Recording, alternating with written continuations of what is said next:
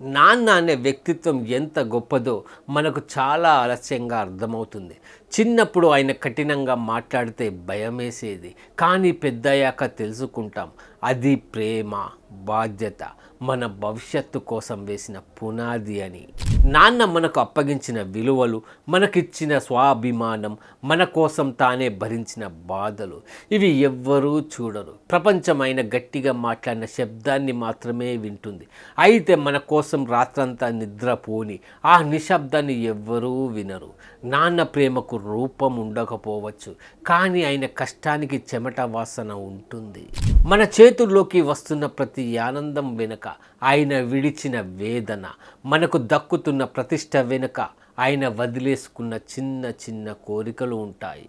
నాన్న ఎదుట మనం ఎలాంటి వారము చెప్పాల్సిన అవసరం లేదు.